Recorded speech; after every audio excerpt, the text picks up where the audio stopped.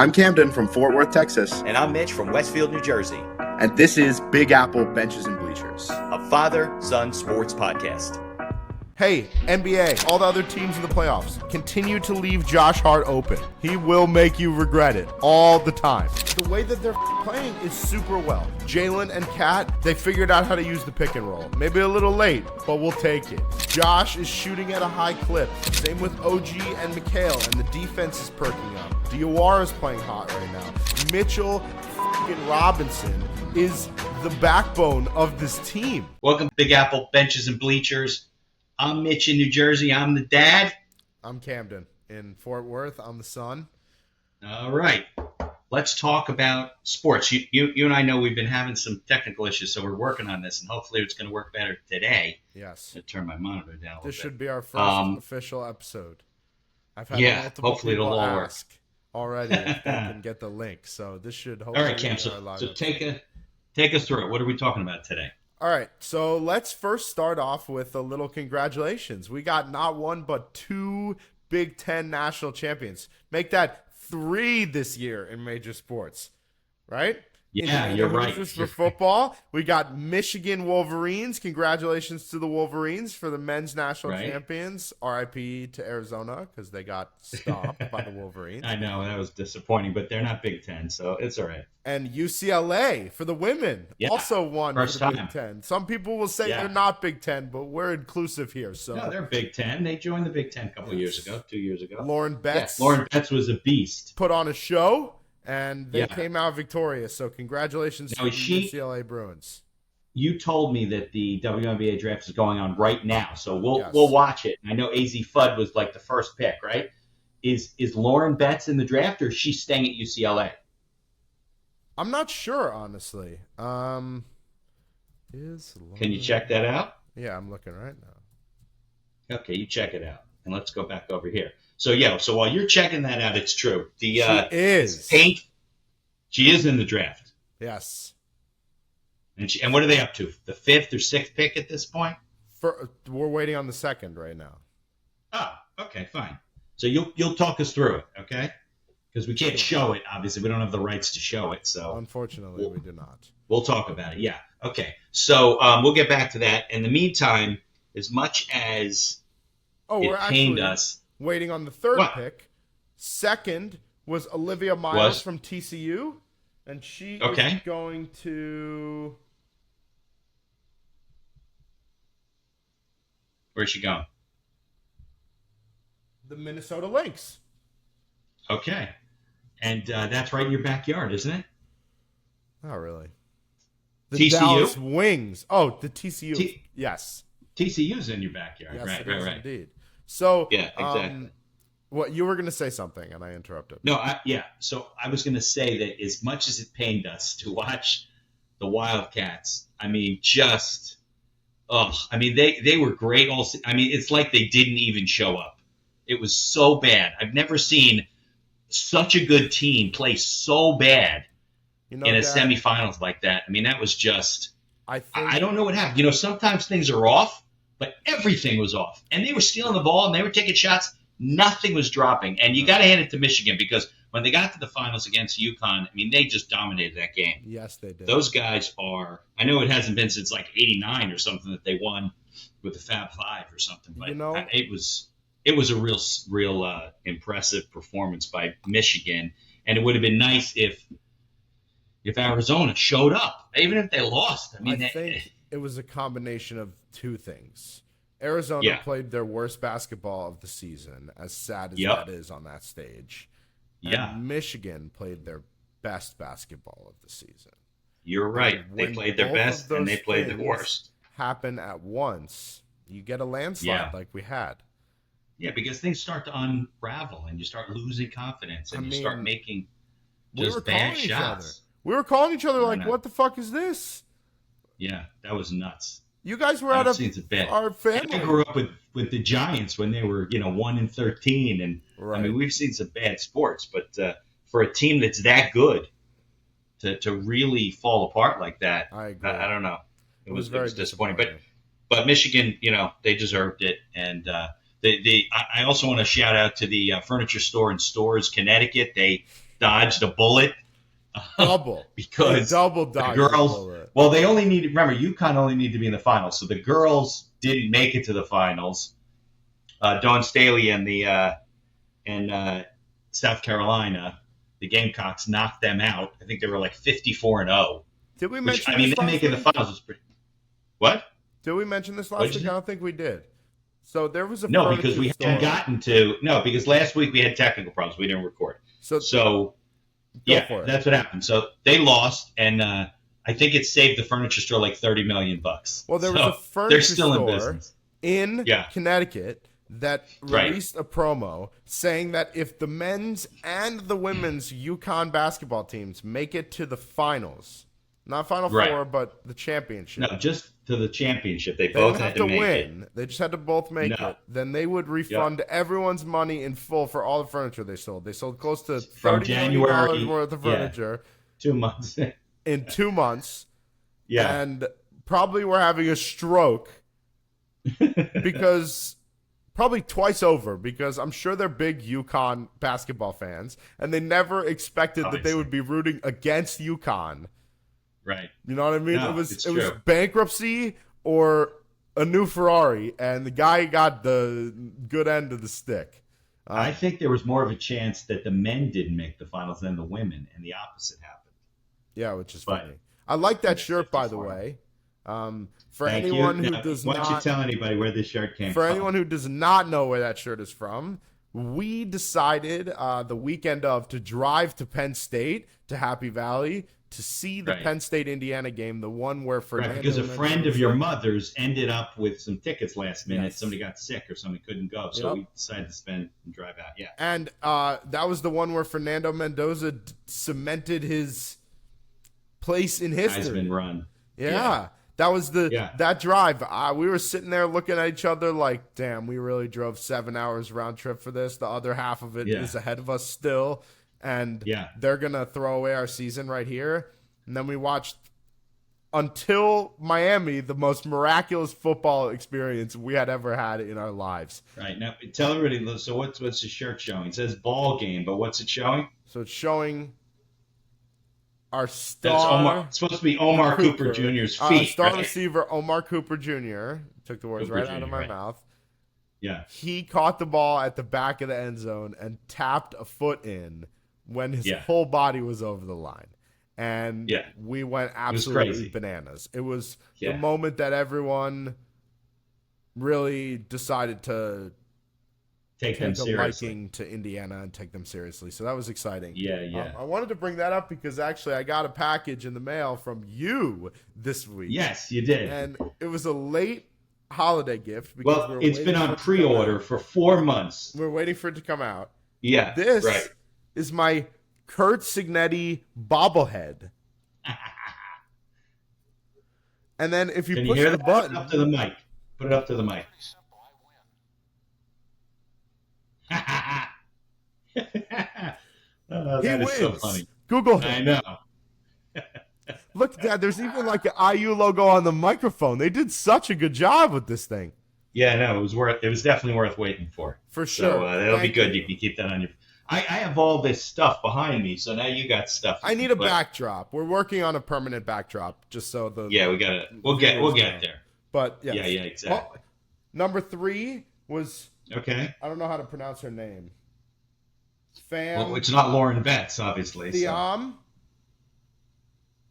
Let's see. Lauren Betts was picked number 4. Ah, okay. You're right. By the Washington Mystics.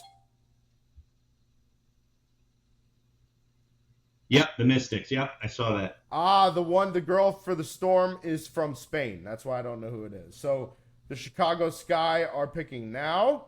The best available is Flau J. Johnson from LSU. So we'll see if she goes next. But yeah, so I think there's a few other things I want to address. Okay.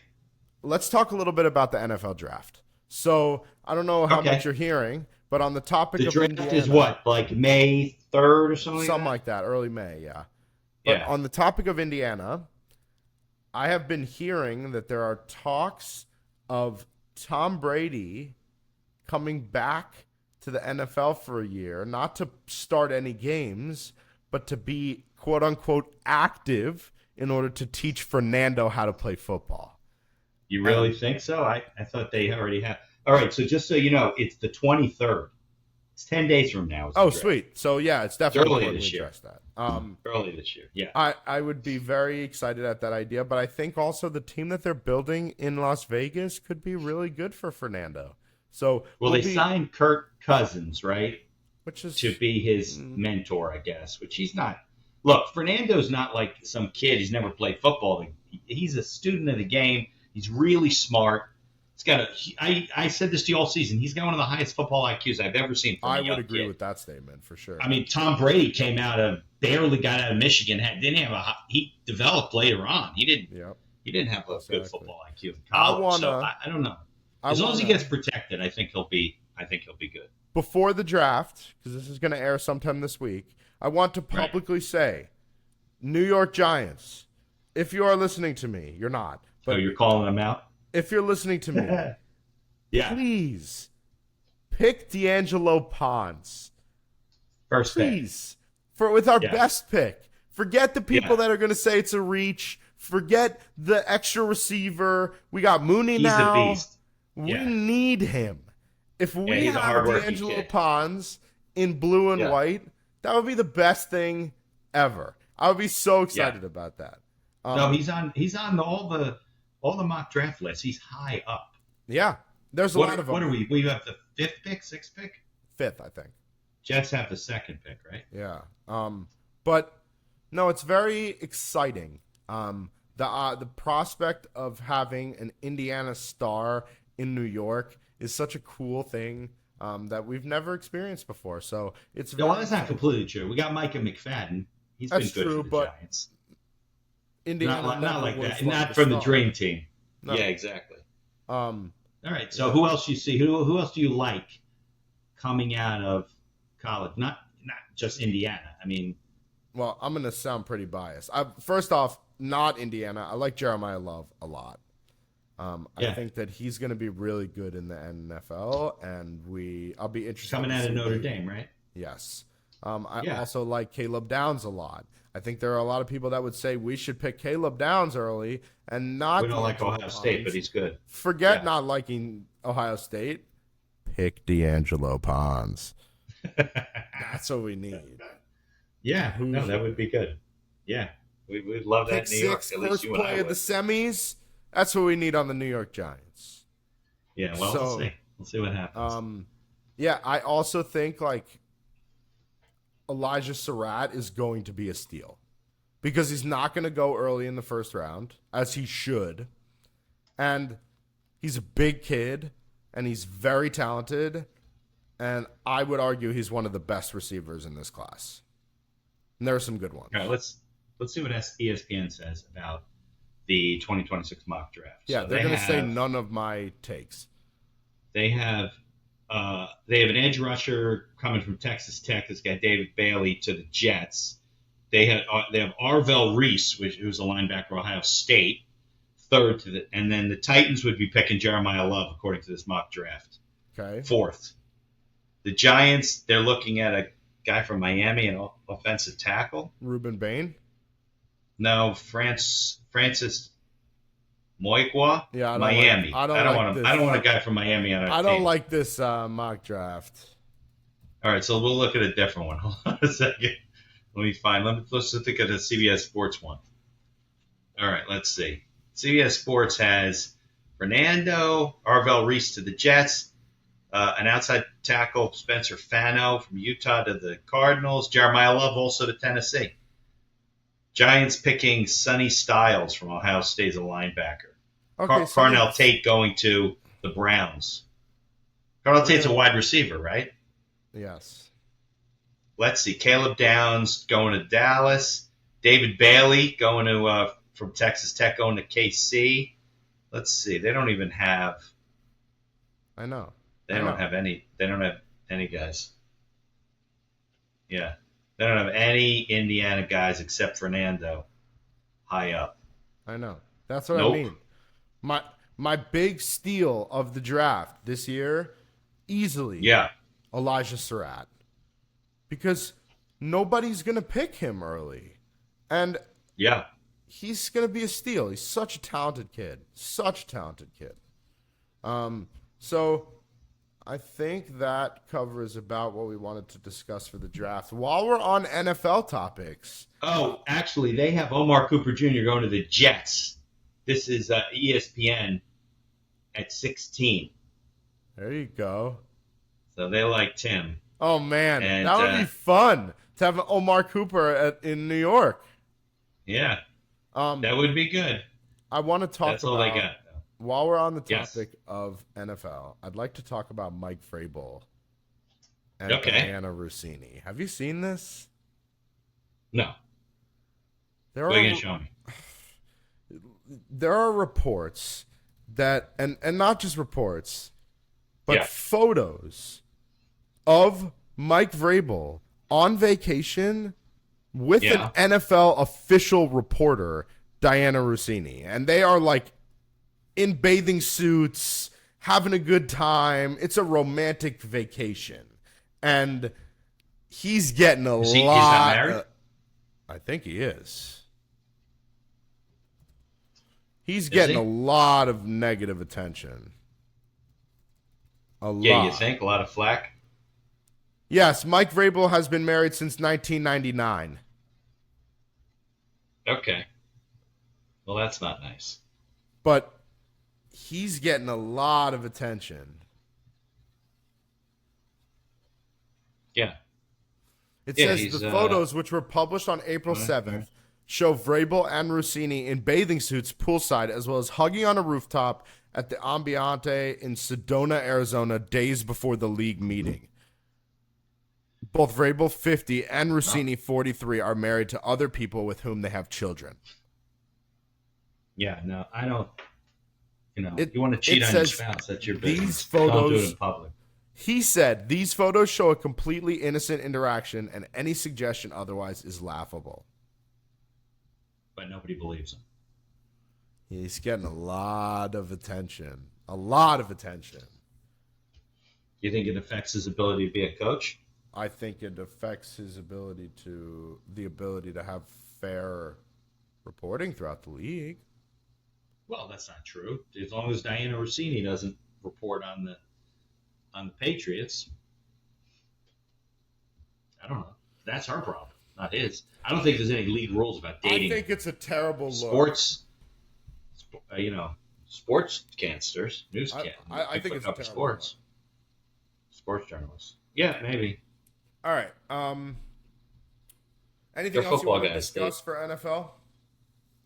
No, we'll have to cover the draft next week after it. We're getting closer. All right. So let's move on to NBA.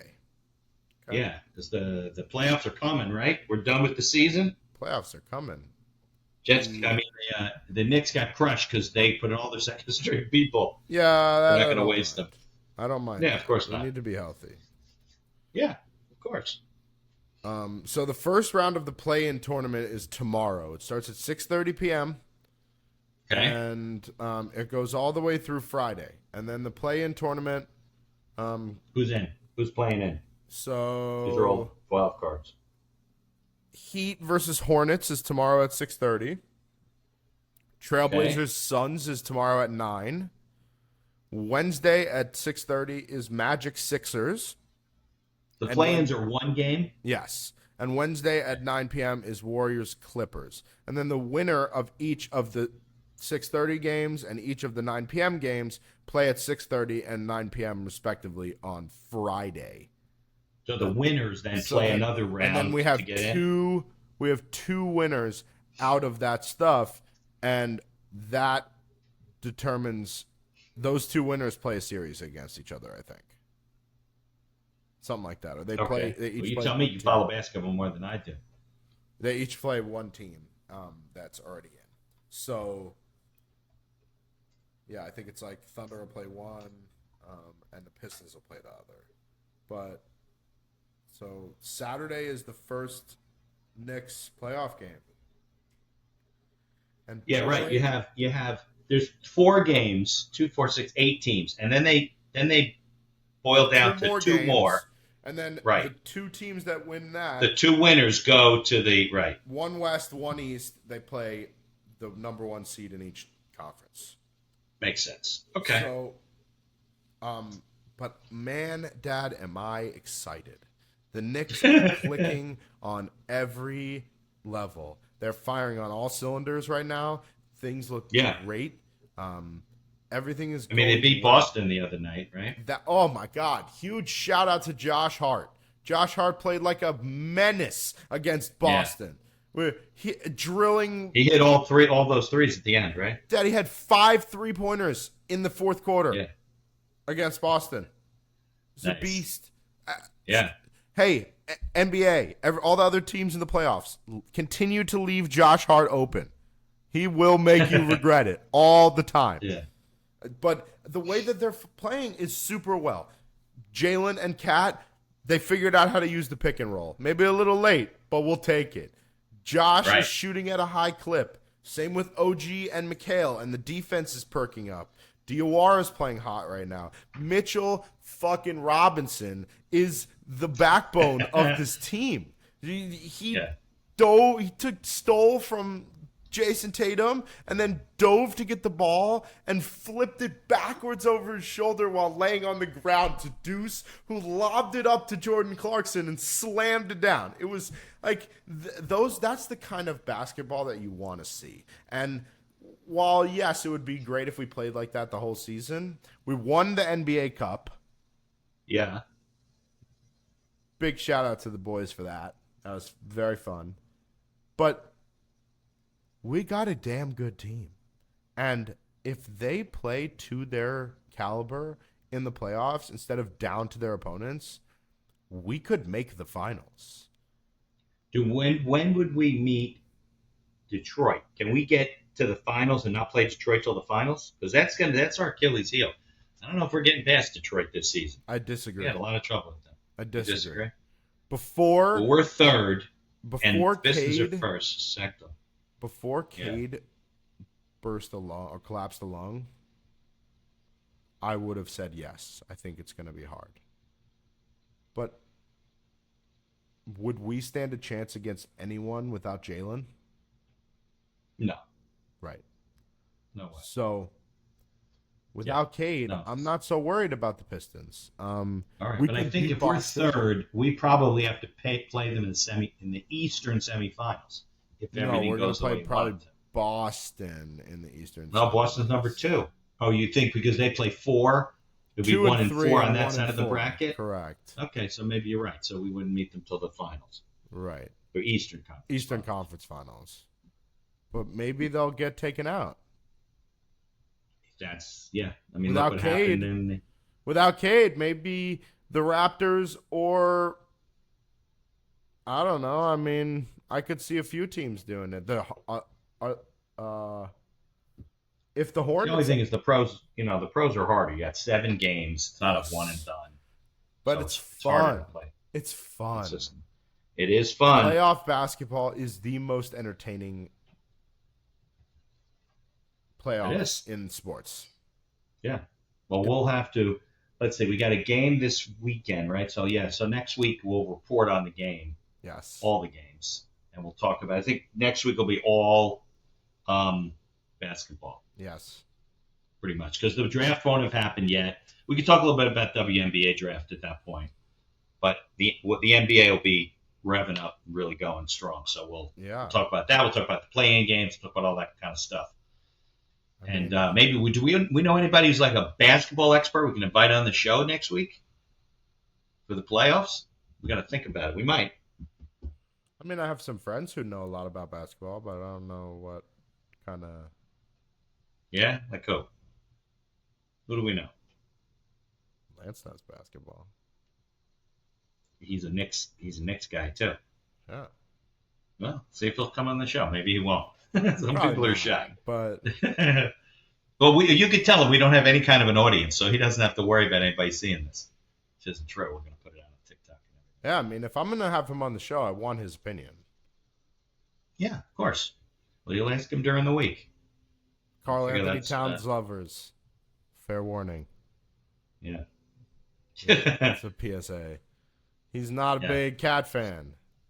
And I think it sways, but a lot of us are not big Cat fans. I think that Karl Anthony Towns is a very freaking talented basketball player, and he doesn't play to his ability. He's not. Yeah, right. He's very inconsistent. It's disappointing. And that's one of the things that really gives me hope about the playoffs is that he has been playing to his ability recently. Yeah. And that is exciting. So, Yeah. we'll see. Trying to think what else is going on in sports. I could tell you. I did a thing Oh. before we got on. What? Big news. We have the 4th back-to-back Masters winner in history. Oh, you're right. Yeah, that's true. I forgot about golf. Major Don't talk about it too congratulations much. to Rory McIlroy. Yeah, that was an Electric performance. Good showing. Yeah, And that was a good showing.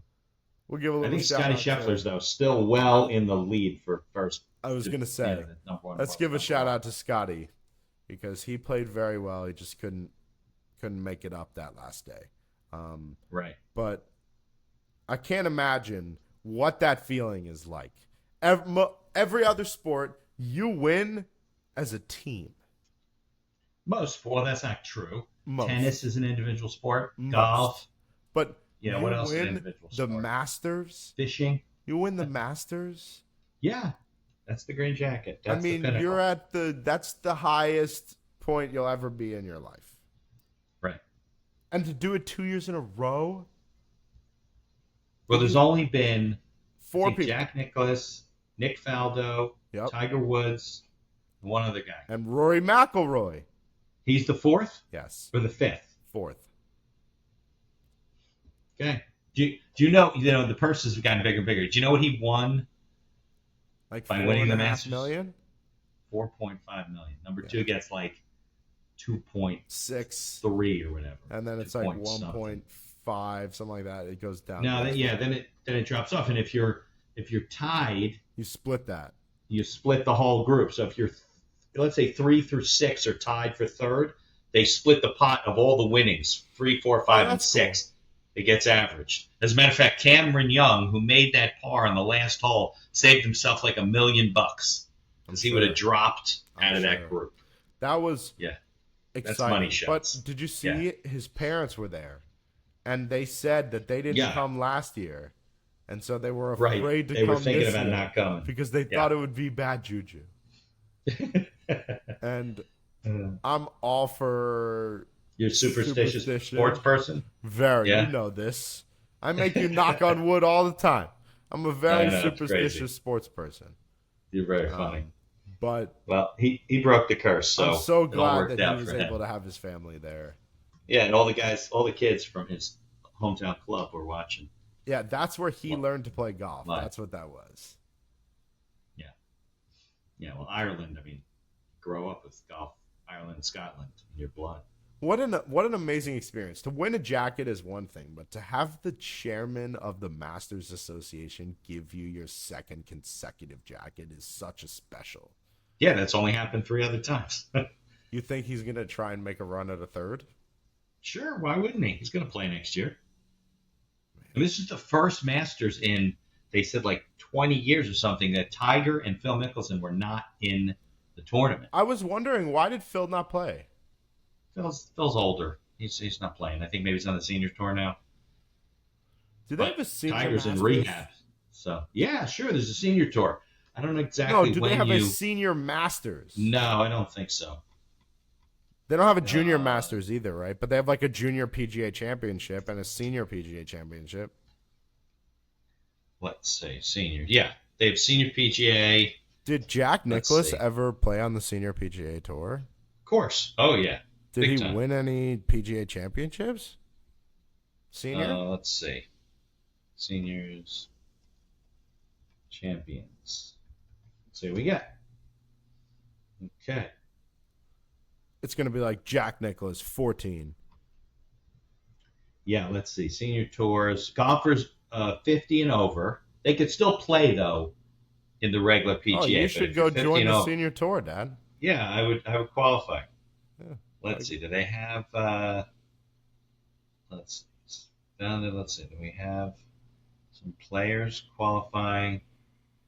Here, the winner. It's like you win the tour, right? So the tour winners, So the there money, isn't a like championship, but you win the tour. Stewart Sink. No, there are. Here, let me see. There are. They play a lot of tournaments. This is just a money list. Okay. Okay. So the money list this year: Stewart Sink won $3.2 million.